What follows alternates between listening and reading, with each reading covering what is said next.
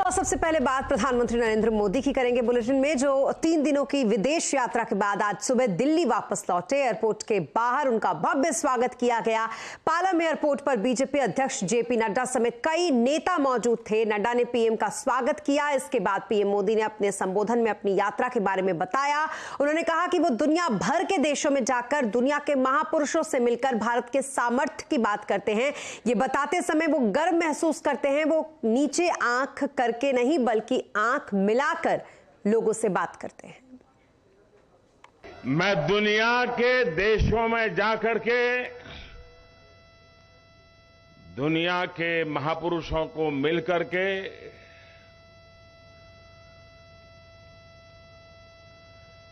हिंदुस्तान के सामर्थ्य की बात करता हूं। हिंदुस्तान की युवा पीढ़ी की टैलेंट की चर्चा करता हूं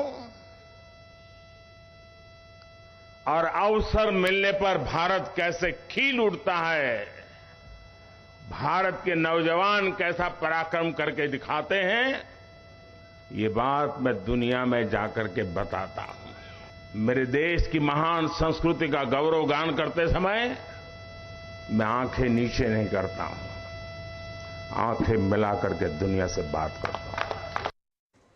तो वहीं प्रधानमंत्री नरेंद्र मोदी ने विपक्षी दलों पर भी निशाना साधा। उन्होंने कहा कि ऑस्ट्रेलिया में भारतीय समुदाय के बीच जो समारोह हुआ उसमें वहां के पीएम, पूर्व पीएम, सत्ता पक्ष के सांसद और पूरा विपक्ष शामिल हुआ था। ये वहां का लोकतंत्र है।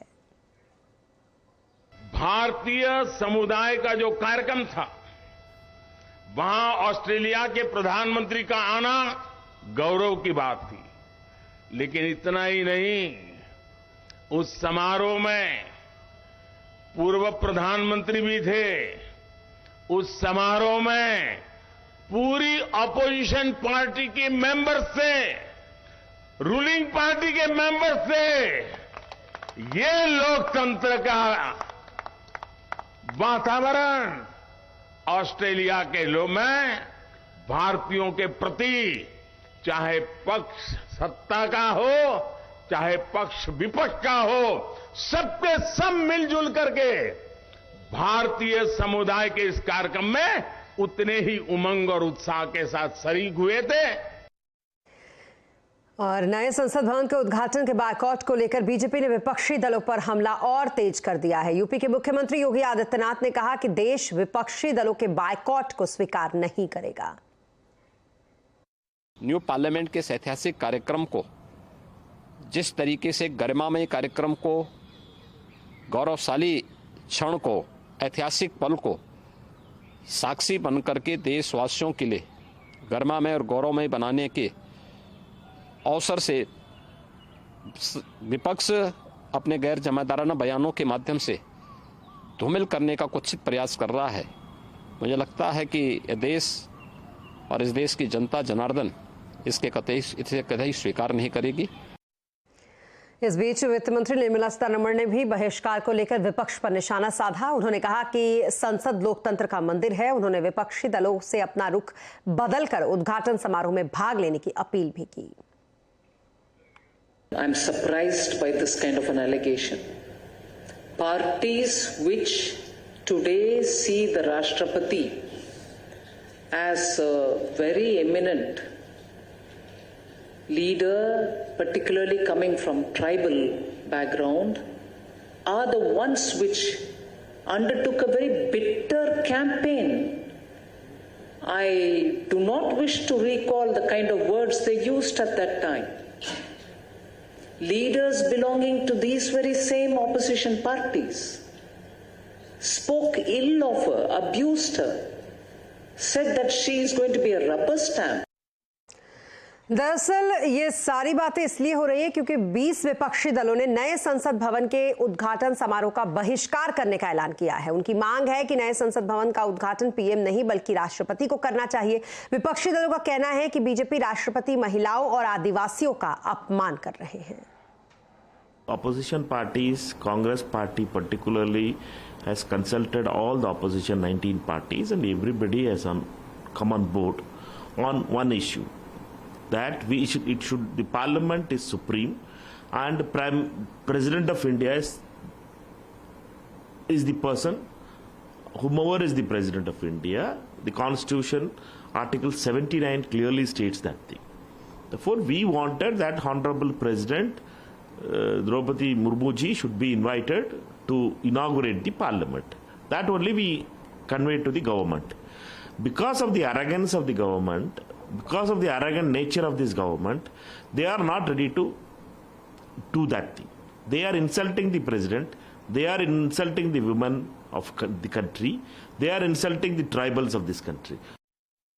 संसद भवन के उद्घाटन समारोह में हम लोग नहीं जाएंगे, इसलिए कि इतिहास को बदलने का प्रयास होगा। अब ये इतिहास बदलने में उनके भागीदार नहीं होंगे। राष्ट्रपति को अगर संसद भवन बना ही था तो राष्ट्रपति को बुलाना चाहिए था, प्रधानमंत्री कौन होते होगा, इसलिए हम लोग उसका बहिष्कार।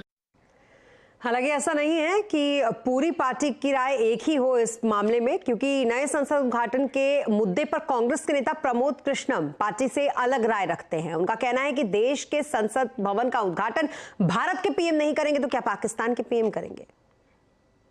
हिंदुस्तान की संसद का उद्घाटन हिंदुस्तान का प्रधानमंत्री नहीं करेगा तो क्या पाकिस्तान का प्रधानमंत्री करेगा? हम प्रधानमंत्री की नीतियों का विरोध करें, हमें करना चाहिए, हम करेंगे, हम सड़क पे करेंगे, हर जगह करेंगे, लेकिन देश की जनता की भावनाओं और देश के जनमानस की भावनाओं का सम्मान करते हुए हमें मोदी का विरोध करने का हक है, लेकिन देश का विरोध करना ठीक नहीं। और इस बीच नए संसद भवन के उद्घाटन का ये पूरा मामला सुप्रीम कोर्ट पहुंच चुका है। नए संसद भवन का उद्घाटन राष्ट्रपति से करवाने के लिए सुप्रीम कोर्ट में एक जनहित याचिका दाखिल की गई है। इसमें यह कहा गया है कि राष्ट्रपति देश की प्रथम नागरिक हैं। संविधान के अनुच्छेद 79 के मुताबिक राष्ट्रपति संसद का एक अनिवार्य हिस्सा है। लोकसभा सचिवालय ने राष्ट्रपति से उद्घाटन नहीं करवाने का जो फैसला लिया है वो गलत है।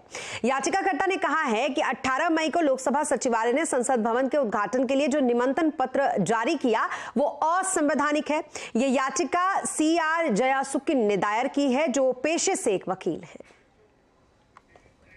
और नए संसद भवन के उद्घाटन को लेकर क्यों मचा है घमासान और पूरा विपक्ष क्यों नहीं है इसमें एकजुट? आज आवाज अड्डा में इसी पर करेंगे बड़ी चर्चा शाम 7:57 पर।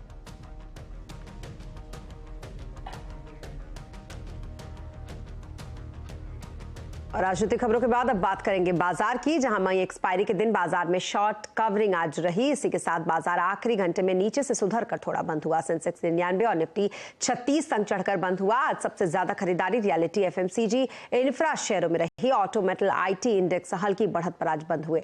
मार्केट का पूरा एक्शन समझने के लिए चलते हैं यतिन के पास। यतिन, बताएं जरा कैसा रहा आज मार्केट का, हाईलाइट्स क्या कह रहे हैं मार्केट के? तो अगर हम मार्केट्स की बात करें तो क्लियरली एक्सपायरी वाले दिन हमने बाजार में सेकेंड हाफ में अच्छी खासी तेजी होती हुई देखी। इनफैक्ट आज टेलीकॉम शेयर्स जैसे कि भारती एयरटेल, इंडस टावर्स में आपको खरीदारी दिखी। रिलायंस इंडस्ट्रीज में भी लोअर लेवल से आपको रिकवरी दिखी। तो इन जनरली थोड़ी बहुत शॉर्ट कवरिंग और जो बाजार में बाइंग फ्लो था उसकी वजह से आपने अच्छी खासी रैली आती हुई देखी सेकेंड हाफ में। पूरे दिन मिड कैप इंडेक्स में स्टॉक स्पेसिफिक एक्शन रहा। मिड कैप और स्मॉल कैप इंडेक्स हरे निशान में बंद हुए। हालांकि थोड़ा बहुत प्रेशर मेटल स्टॉक्स में आता हुआ दिखाई पड़ा। और अगर हम गेनर्स की बात करें तो बहुत सारे मोमेंटम बॉयज आज आते हुए दिखाई दिए फिर से एक बार मार्केट में। FMCG, इंफ्रा स्टॉक्स में फिर से एक बार खरीदारी आपको देखने को मिली। तो इन जनरल आज मार्केट का मूड माहौल काफी स्टेबल और अच्छी एक्सपायरी आज ट्रेडर्स के लिए बनती हुई नजर पड़ी। जी, इस बीच सेक्टर्स का आज कैसा हाल रहा है? तो आज अगर हम निफ्टी की बात करें तो क्लियरली आज भारतीय एयरटेल निफ्टी का टॉप गेनर था। लगभग 2.5% की तेजी यहां आपको दिखी। मक्वेरी ने यहां 1000 रुपए के टारगेट के साथ आज रिपोर्ट निकाला और यहां रिपोर्ट निकलने के बाद स्टॉक में अच्छा ट्रैक्शन। इसके अलावा बजाज ऑटो, अदानी एंटरप्राइज और ITC जैसे स्टॉक्स में भी अच्छा खासा ट्रैक्शन रहा। In fact ITC multi year high पे ट्रेड करता हुआ दिखाई पड़ रहा है। लूजिंग साइड पे टाटा मोटर्स, यहाँ UBS की एक नेगेटिव रिपोर्ट आई, स्टॉक 1% नीचे। इंडसइंड बैंक, UPL जैसे काउंटर्स में भी हल्की फुल्की मंदी का माहौल रहा। अगर हम मिड कैप गेनर्स की बात करें तो बहुत सारे स्टॉक्स यहां देखने को मिले। पिरामल फार्मा अच्छे रिजल्ट्स के बाद 6% ऊपर। इसके अलावा NMDC स्टील और NCC जैसे काउंटर्स में भी अच्छी खासी बाइंग आपको दिखी। फ्लिप साइड पे अगर हम देखें तो IRFC कमजोर नतीजों बाद BDL यहाँ रिजल्ट्स का थोड़ा बहुत दबाव, ट्राइडेंट, ई-क्लर्क सर्विसेज जैसे काउंटर्स में भी रिजल्ट रिलेटेड रिएक्शन आपको दिखाई पड़े। एवरेज पे ये स्टॉक्स आपको दिखाई पड़ेंगे 4 से 5% नीचे। हालांकि आज रियल एस्टेट स्टॉक्स में अच्छी खासी खरीदारी थी। अच्छे रिजल्ट्स बाद आप देखेंगे तो कोल्टे पाटिल का शेयर ऊपर गया, DLF, Godrej properties, Oberoi realty जैसे स्टॉक्स में भी आज अच्छी खासी खरीदारी देखी गई। जी, बहुत शुक्रिया तमाम मार्केट अपडेट के लिए आपका यातिन। तो कुल मिलाकर कुछ ऐसा रहा आज मार्केट का मूड माहौल। और इसके अलावा उत्तराखंड के लोगों के लिए एक बेहद अच्छी खबर, क्योंकि अब दिल्ली से देहरादून का सफर और सुहाना हो गया है। प्रधानमंत्री नरेंद्र मोदी ने देहरादून के लिए वंदे भारत को वीडियो कॉन्फ्रेंसिंग के जरिए हरी झंडी दिखाई है। पीएम ने उत्तराखंड के लोगों को वंदे भारत एक्सप्रेस के लिए बधाई दी। उन्होंने कहा कि यह ट्रेन देश की राजधानी को देवभूमि से और तेज गति से जोड़ेगी। तो वहीं अगर इस वंदे भारत ट्रेन की बात करें तो ये देश की 17वीं वंदे भारत ट्रेन होगी और उत्तराखंड की ये पहली वंदे भारत ट्रेन है। ये ट्रेन दिल्ली से देहरादून की 302 किलोमीटर की दूरी महज 4 घंटे 45 मिनट में तय करेगी। इस ट्रेन के किराए की अगर बात करें तो इसके AC चेयर कार का किराया अभी 1065 रुपए तय किया गया है, जबकि एग्जीक्यूटिव चेयर कार की कीमत यहां पर 1890 रुपए है। वहीं ये हफ्ते में बुधवार को छोड़ दे तो 6 दिन दिल्ली से देहरादून के बीच चलेगी। उत्तराखंड के सभी लोगों को वंदे भारत एक्सप्रेस ट्रेन की बहुत बहुत बधाई। दिल्ली और देहरादून के बीच चलने वाली ये ट्रेन देश की राजधानी को देवभूमि से और तेज गति से जोड़ेगी। ये इस देवभूमि की पहचान को संरक्षित करने के लिए भी अहम है। और मेरा तो विश्वास है कि ये देवभूमि आने वाले समय में पूरे विश्व की आध्यात्मिक चेतना के आकर्षण का केंद्र बनेगी। और अब बात मुंबई में बन रहे देश के सबसे लंबे समुद्री पुल की।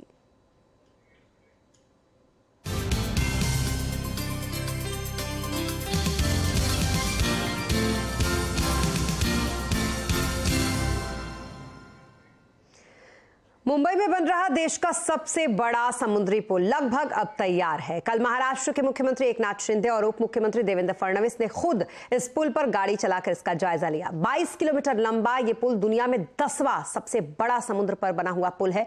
इस पुल के शुरू होने के बाद दक्षिण मुंबई से नवी मुंबई का सफर महज 15 से 20 मिनट में पूरा हो जाएगा, जिसमें इस वक्त करीब 3 घंटे का वक्त लगता है। ये पुल दक्षिण मुंबई शिवड़ी इलाके को लेकर नवी मुंबई के चिरले से ये जोड़ रहा है और बेहद कम समय में अब इसकी दूरी तय कर पाएंगे आप। ट्रांस हार्बर लिंक को बनाने में यहां पर 4 कंपनियां मिलकर काम कर रही हैं, जिसमें 2 भारत की टाटा और L&T है, तो 2 अन्य कंपनियां जापान की HII और दक्षिण कोरिया की डेवू है। यहां पर ये पूरा प्रोजेक्ट MMRDA की देखरेख में बन रहा था। ट्रांस हार्बर लिंक का जायजा लेने पहुंचे हमारे संवाददाता विवेक गुप्ता ने बात की MMRDA के कमिश्नर SVR श्रीनिवासन से। ये जो मुंबई हार्बर ट्रांसलिंक किस तरह से हेल्पफुल होगा कनेक्टिविटी को लेकर? एक्चुअली मैं बता दूं कि मुझे लगता है कि MTHL का मेन इम्पैक्ट जो रहेगा कि मुंबई को ज़्यादा लैंड एरिया अटैच कर देगा। ओके। बिकॉज मुंबई से इधर मेनलैंड में जाने में आपको 12 से 15 मिनट लगेगा। सो अपने को 12 से 15 मिनट मुंबई में बहुत बार बांद्रा ईस्ट से बांद्रा वेस्ट जाओ या अंधेरी से अंधेरी वेस्ट जाओ, वर्ली टू बांद्रा जाओ, उतना टाइम उतना भी लगता है मेन रोड से गया तो, नहीं क्या? So it is like Mumbai का शहर में हम लोग एक पार्ट एक बन जाएंगे। ये मेनलैंड भी आ जाएगा। उसकी वजह से रॉ मटेरियल्स और फिनिश गुड्स और स्किल्ड जॉब्स, एम्प्लॉयमेंट और लेबर भी, सप्लाई भी मुंबई को जल्द से जल्द मिलेंगे। मुझे लगता है कि इससे मुंबई शहर इकोनॉमिकल तैयार हो जाएगा और कॉम्पिटिटिव भी होगा। City will become more competitive. Sir connectivity कहाँ से शिवडी से हम शुरू करेंगे, मुंबई से हम यहाँ तक आ रहे हैं, तो ये कनेक्टिविटी कौन कौन से स्टेट किस किस को कनेक्ट करेगी? ये आगे जाके अभी आज हम कनेक्ट करने वाले हैं कि शिवाजी नगर को, जंक्शन को, और उधर एक अंदर लेफ्ट हैंड साइड है, आगे आप देखें तो एयरपोर्ट आ रहा है और राइट हैंड साइड JNPT है, आप लोग देख सकते हैं। सो ये दोनों को कनेक्ट के लिए भी रोड का भी काम अभी हो जाएगा और मेनलैंड से हम लोग आगे जाके पुणे को भी कनेक्ट करने का प्रयास करेंगे। अब मुंबई ट्रांस हार्बर लिंक के बनने से कैसे मुंबई वासियों की जिंदगी होगी आसान और इसकी कनेक्टिविटी से कैसे मुंबई और नवी मुंबई दोनों को इसका फायदा मिलेगा, सैटेलाइट इमेज के जरिए समझा रहे हैं हमारे संवाददाता विवेक गुप्ता।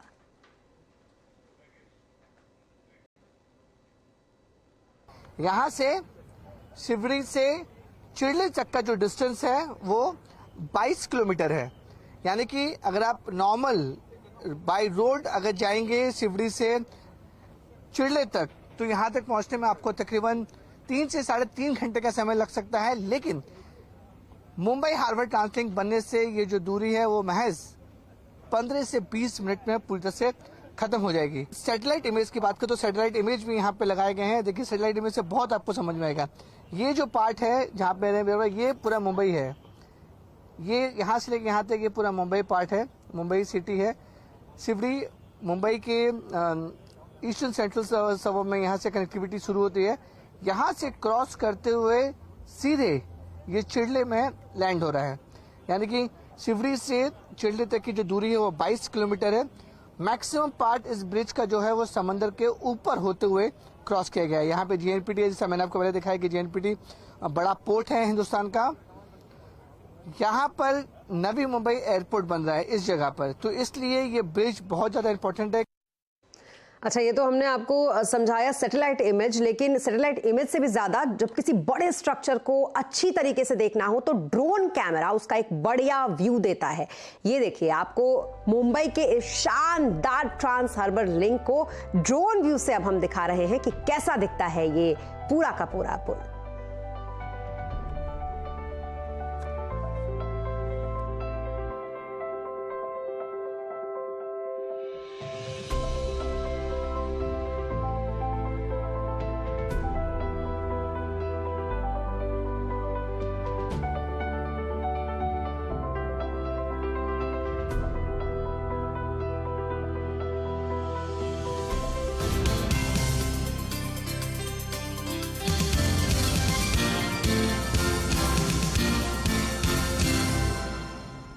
और यहाँ रुकेंगे बाद एक बार फिर आपका स्वागत है। प्रधानमंत्री फसल बीमा योजना के तहत केंद्र ने राज्यों को क्लेम जल्द सेटल करने के लिए यस्टेक और विंड्स जैसे टेक्नोलॉजी का इस्तेमाल करने के लिए कहा है। इनका इस्तेमाल करने से 2 राज्यों में बीमा का प्रीमियम भी कम हुआ है। डिटेल लेते हैं इस खबर पे असीम चंदा से। असीम, बताएं जरा, फसल बीमा पर राज्यों को केंद्र ने क्या कुछ निर्देश दिया है? अभी ये देखा गया है कि जो प्रधानमंत्री फसल बीमा योजना के तहत किसानों को मुआवजा मिलने में देरी होती है, उनको सही मुआवजा नहीं मिल पाता है, तो केंद्र सरकार ने ये चाहती है कि सारी प्रोसेस को पूरी तरह से रिवैम्प किया जाए ताकि किसानों को जल्दी से जल्दी उनका क्लेम का सेटलमेंट हो, सही मुआवजा मिले। तो सरकार अभी फिलहाल यस टेक्नोलॉजी का इस्तेमाल कर रही है। इसके तहत सरकार को काफी एनकरेजिंग रिस्पॉन्स मिले। तो सरकार ये चाहते हैं कि केंद्र जो राज्य हैं वो भी इस टेक्नोलॉजी का इस्तेमाल करें। तो जब उन्होंने केंद्र सरकार ने राज्यों को निर्देश दिए कि जब भी आप टेंडर करें तो उसमें सुनिश्चित करें कि आप इसमें या तो यस टेक्नोलॉजी या विंड्स टेक्नोलॉजी का इस्तेमाल करें। अगर आप ऐसा करेंगे तो आपको आने वाले दिनों के अंदर क्लेम सेटल करने में काफी आसानी होगी, क्योंकि अभी 2 राज्यों ने इसका इस्तेमाल किया है तो ये पाया गया कि उनका प्रीमियम काफी कम हो गया है। तो सरकार ये चाहती है कि बाकी राज्य भी इसका इस्तेमाल करें ताकि क्लेम सेटलमेंट आसान हो, कि जो राज्य है उनका प्रीमियम कम हो। तो ये पूरी प्रोसेस को रिवैम्प करने की तैयारी सरकार कर रही है। जी, बहुत शुक्रिया तमाम डिटेल्स के लिए आपका असीम। और आज वर्ल्ड थायराइड डे है। आज भारत में 4.5 करोड़ से ज्यादा लोग थायराइड के मरीज हैं, जबकि लगभग 10% आबादी इससे जुड़ी समस्याओं को झेल रही है और उन्हें इसका पता तक नहीं है। थायराइड पर जागरूकता के लिए देखिए आज का कंज्यूमर अड्डा शाम 5:57 पर। आज MP बोर्ड और महाराष्ट्र बोर्ड ने बोर्ड परीक्षाओं के नतीजे घोषित कर दिए। Maharashtra state board of secondary and higher secondary education ने महाराष्ट्र HSC यानी कि कक्षा 12वीं की बोर्ड परीक्षा का रिजल्ट घोषित कर दिया। कुल पासिंग परसेंटेज यहां पर रहा 91.25%। तो वहीं Madhya Pradesh board of secondary education ने भी कक्षा 10वीं और 12वीं के नतीजे जारी कर दिए। MP बोर्ड में 12वीं का रिजल्ट 55.28% रहा, तो वहीं 10वीं के कुल 63.29% छात्र पास हुए हैं। कुल 18 लाख छात्र इस परीक्षा में शामिल हुए थे। और इसी के साथ